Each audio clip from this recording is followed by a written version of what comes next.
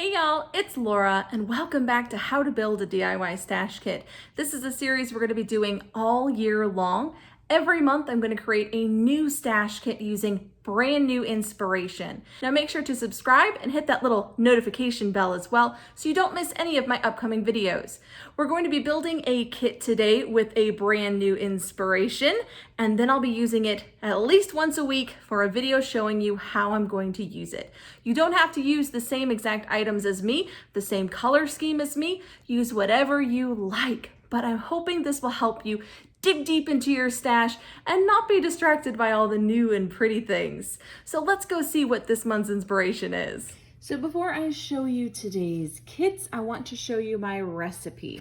Now, if you're new to my stash kits, I create a new stash kit every single month with a new inspiration. And this is the recipe that I use to build my kits. I don't have to use everything on this list. It's really just a bit of a starter. Give me a good idea of what to pull, and then I can add or subtract as I see fit. So go ahead and screenshot that if you like. It is also up on my blog at acraftedstory.com. And let's dive in, shall we? So this month's kit is based on a digital collection. Now, this particular one was a free collection by Tracy Reed Designs, and I will link her blog down below, or her shop, where you can get it. It's a couple step process to get it, but it's completely free. Now, it only includes traveler's notebook size papers, so I thought this was a good place to start and would give me a jumping off point for the rest of the things I add to my kits. So this is the color scheme here. We've got a very light shade of red, not quite pink, maybe a dark pink, not really sure. Light pink, kind of a golden yellow, a softer yellow, a little bit of green, some teal, light blue, this beautiful, beautiful rich blue here that was very hard to color match, I should add. And I really, really love the color scheme. It's fresh, it's clean, very springish, and I thought that was perfect. So let me show you briefly what comes in the collection. So there are traveler's notebook papers and a couple of 3x4 cards as well. I love that she's added in a bit of black for high contrast. And there are some cut apart fussy cutting stickers at the end as well, which will be helpful. I'm going to be using them like ephemera. But I really thought this was a good collection to work with. It's got a nice wide array of colors in it and a pretty open scheme. There's not a heavy theme to it, which I kind of prefer. I'm not a big fan of themed collections personally. And she does do some sort of distressing on some things. There's more of those cards. And then here are the fussy cuttable ephemera or stickers, or however you like. I printed 2 sets at Office Depot because I love them. I didn't want to run out. So there's the second set. And here is the kit I've put together to accompany this. Now, to give you an idea where I was pulling colors from, I'm going to go ahead and leave this just here so that you can see the color scheme. And I'll explain to you why I pulled what I pulled. So to start with, I tend to go for a multicolored paper. And I pulled in this one, which is from the new Buenos Dias collection by Obed Marshall. That's a really nice stripe, bit of a rainbow stripe. It's not a perfect match, but I think we've got close enough of the colors that it does the job. So I pull in a nice multicolor paper. I also want to pull in some papers that will function as backgrounds. So this one is from Bella Boulevard, Oh My Stars. And it has a nice white crisp background. I'm a big fan of white backgrounds, and a kind of stamped word phrases in colors that match quite nicely with these. So there's that one. That'll be a great background. Another good background is this one here. So this is from Simple Stories, Simple Vintage Cottage Fields. That's a long title. And it has sort of a watercolory stamped look to it. Nice and soft, really works very well with these papers, but it's a bit more pastel, a little nice and soft. And then I grabbed a cut apart. So this one is from Cocoa Vanilla Studios, More Than Words, and it's mostly patterns, which I'm fine with because I've included some 3x4 cards as well. So as you can see, nice and soft happening so far. There we go. And it was at this point that I realized that if this stays nice and soft and doesn't have any sort of variation to it, I'm probably going to get bored. So where I started there was to pull in this bold floral from the Hip Kit Clubs. This is Awesome Life Petal Pushers, and I intend to fussy cut these florals out. And even though this is much bolder in the palette than these papers, it still works quite nicely with the original collection. So again, it's not perfect, but there's enough in common that I think it works quite nicely. And going this direction with the more bold, slightly more graphic look, bringing in a Bella Boulevard Secrets of the Sea pink grid and a bright, rather bright yellow Make Your Mark from Bella Boulevard as well. Again, these are going to be a bit more vivid, a bit more intense in color scheme because I like to have two sides to my kit. Sometimes it's masculine and feminine, sometimes it's bold and subtle. That just helps it to be a little bit easier to use for a variety of photos and a variety of themes. I just prefer it. I just find it much easier to use overall. Now, I also wanted to bring in some text, so I brought this one. This is a Kaiser Craft Daydreamer collection. It says YOLO. To be honest, I almost thought this was a Heidi Swapp paper when I first saw it, but it's a really fun text paper and I think it would be really cool for layering. So again, going a little bit more bold with this one than these super soft pastels. Bringing in a wood grain, of course. This one's from Simple Vintage Coastal by Simple Stories. So a different Simple Stories collection. And this one again leans back into the super subtle, right? It's a very soft wood tone. It's got a bit of gray, just a very little bit of color here. You see how it works beautifully with these papers here. And then I thought a simple black and white stripe would be a nice contrast to all of the bold color I've added on the right side. So it's a good neutral, fits right in with the pops of black. And then this paper I consider the piece de resistance because it was so hard to find. I was looking high and low in my stash for this shade of blue. And it turns out this is not a very popular color of blue in scrapbooking, at least not in the papers and the collections that I tend to buy. I couldn't find it anywhere. This was the only paper I could find in my entire paper stash that was the shade of blue. Wild. So this is from Simple Stories Cozy Days and has a really nice blue with polka dots. So as you can see, a bit more vivid, so I'll add it to this side. But as you can see, this side has a more vivid, high contrast, a little bit more graphic, not super graphic, but a little bit more graphic look. And this side has a soft pastel, kind of a watercolory feel to it. And so those two sides will balance each other out and I'll be able to combine them to create fantastic layouts. At least I hope so. Now I will show you quickly what's on the back.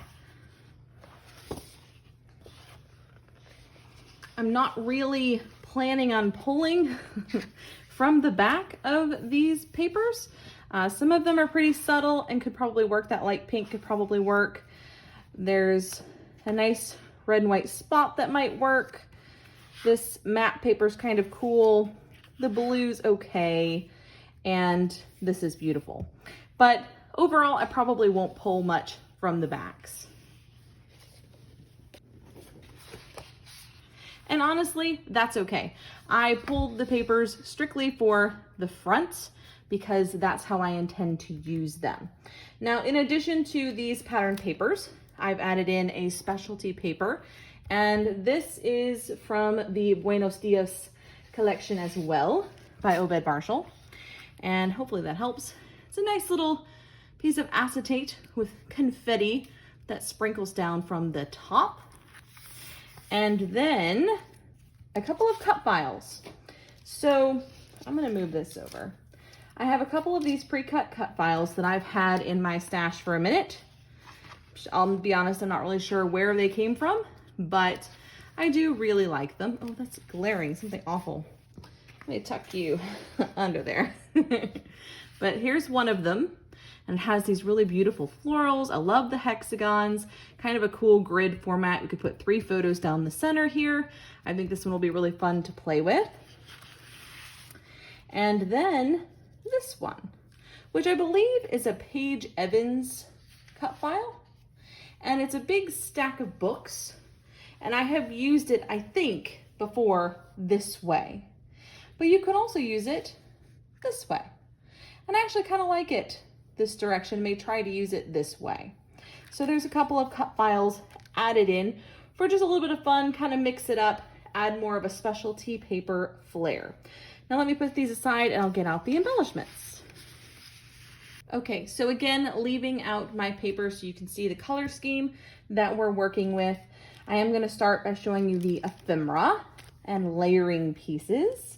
So I have a couple packs of ephemera. Now remember, I do have the cut aparts to cut apart, but I've grabbed a Fancy Pants Cherry on Top tags and phrases ephemera pack. So that'll be great for layering behind my photos and around my photos. The colors fit like perfectly. I don't know, can I show you? Look how beautifully that matches up. Is that not just gorgeousness? Was so happy to see how well that matched. So we have this pack. And then this is from Citrus Twist, and it is one of their floral ephemera packs. And while not everything is dead on, there's no purple in this collection, I can probably still squeeze those in because I can never say no to a little bit of purple, but I always love adding in a little bit of floral. And since these stickers on the cut apart sheets don't really have a lot of florals, I definitely wanted to include some. And I've included some little tiny words here. So here are the words from Pretty Little Studio. This is from Tales and Dreams. So I thought those would be nice for titles or subtitles. Add those in as well. And now, so I have, let's see, 4 of these 4x6 cards. So you can see where I'm pulling colors for those. And then I have a handful of the 3x4 cards. And I specifically went for ones that were a little bit more easy to use, detailed, or had something on them, so that I think it could be used for journaling or even in between photos. This says, "This day I will treasure," and notes. Now, I did bring this in, which is a Heidi Swapp paper stencil. And I do intend to use it as a stencil at least once, and then I'll probably use it for layering behind my photos on another layout. I wanted to bring in some textured things. So I've got some chipboard. That's the start of my textured things. And so I have some Citrus Twist kits, leftover bits of chipboard, not much left on this. I'd love to get this used up. We have these Felicity Jane chipboard, giant numbers, and the colors just fit perfectly. So that's my challenge piece that I'm hoping to get used. I brought in some alphas. This is from Fancy Pants, I think, and it says "Life is Beautiful." It's a really pretty yellow. It's almost a perfect match to the yellow in the papers. And then this one from Hip Kit Club, "This Beautiful Life," which has a big variety of colors on it, but it also had the ones from the papers, so I thought it would be a good mix, just the one side. Thought it would be a good mix in for some titles, for some embellishments, everything along that line. Let me tuck these back here. And here's the big surprise. I pulled in a sticker book. So Paige Evans happens to have some of this blue in her sticker book. And I noticed it and I went, oh, I need that. I need more of that blue. And so there are a few of the stickers that have that beautiful blue, got a floral, some words, things like that. So I figured it's got a couple of small alphas in here. That will do the job. So I went ahead and added that in as well. And for my washi trim, I actually have a little surprise for you. First, I picked these three. So we've got a black with these nice brightly colored hearts. Got a pretty simple floral and a really light green, like almost a mint green. I really like that shade of green. And then we have this. Okay, let me explain. If you're not familiar, this is from Pink Fresh Studio. And it is, I believe, 4-inch washi? No, almost 6-inch washi. And I've never used it before. It came out 2 years ago. I can't pull it off straight, but it's got big hexagons on it. And so I want to try to use it for some sort of a background, at least once, because there's a lot of washi on there and I have yet to touch it. So in it comes to this kit. Now I wanted to bring in some enamels. So I've got some hearts here from Freckled Fawn that have that blue. Looks a bit more purple on here, but it does match quite nicely to that blue. And then I have a little bit of pom-pom trim that I was sitting on my desk and I thought, you know what? It's not a perfect match, but I'm sure we can find a place for it. And then I wanted to add in some 3D textures and embellishments. So I grabbed a few different things for this. I've got some epoxy flare from Scrap and Happy Studio. Absolutely love their epoxy flare. So grab just a few, just a few of these beautiful epoxy flare. I grabbed a few wood veneer. So I've got some butterflies and some florals. And these will add a nice non-paper texture to my layouts. I also have these really cute little puffy stars. They're kind of fabric-y stars. And I think these came from Cocoa Vanilla. I'm pretty sure they were in one of their collections. Just have some of these kind of gold fabric stars. They're not super dimensional. They're actually quite thin. And then we have some of these, which are some acrylic gold hearts. Not 100% sure where these came from because they were not in their packaging anymore, but they're quite pretty. And I thought they'd be a fun little 3D item to add to the kit. Now to finish it off, I always add either mixed media or a stamp or something along that line. So this is the stamp I chose to use. This one's from Elle's Studio. And while it is a Christmas stamp, technically, I expected to use mostly these circles on the side here. Here, let me do that.